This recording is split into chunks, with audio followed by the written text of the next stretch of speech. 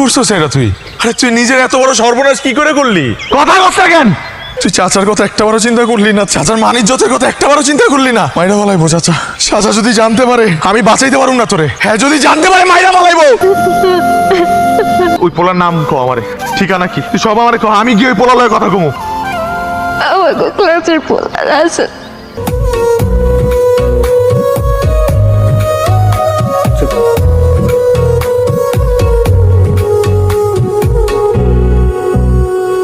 এই দিনের পর থেকে 3 মাস তার আর কোনো খবর নাই। আমি যে তার সাথে যোগাযোগ করব সেই পথ আমার কাছে নাই। আমি কই যাব, কার কাছে যাব, আমি কিচ্ছু বুঝতেছি না। কয়েকবার মরতেও গেছিলাম কিন্তু সাহস করতে পারি নাই। তোমার লগে আমার কিছু কথা আছে। এত ভনিত করার কি আছে কয়ে বলা? আমগো সুমি কি কর? চাচা বিশ্বাস করে এখানে সুমির কোনো দোষ নাই। আমার মনে হয় চেয়ারম্যানের পোলাই সবকিছু করছে।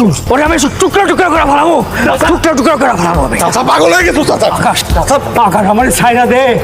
ওইটাছে আমার জন্য একটা অভিশাপ।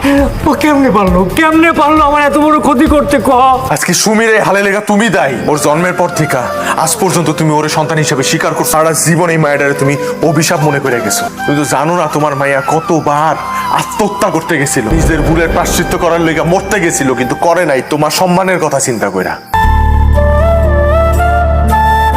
কি ব্যাপার হঠাৎ এত আয়োজন করে আমার বাড়িতে? আনুষ্ঠানিক প্রস্তাব নিয়ে আসছি চেয়ারম্যান সাহেব। আমার মেয়ের সাথে আপনার ছেলে। আপনি এই ইউনিয়নের মেম্বার আর আমি চেয়ারম্যান, সেই কারণেই আমি অতি বিনয়ের সাথে ভদ্রতার সাথে আপনার সাথে কথা বলতেছি। আপনি যে লোভ এবং আশা নিয়ে আইছেন সেটা আপনার কোনোদিনও পূরণ হবে না।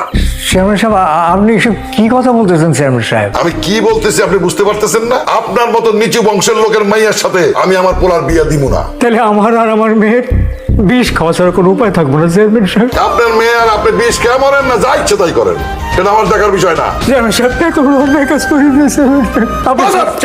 ঘাট ধাক্কা দিয়ে বাইর থেকে বার করার আগে এখান থেকে চলেন।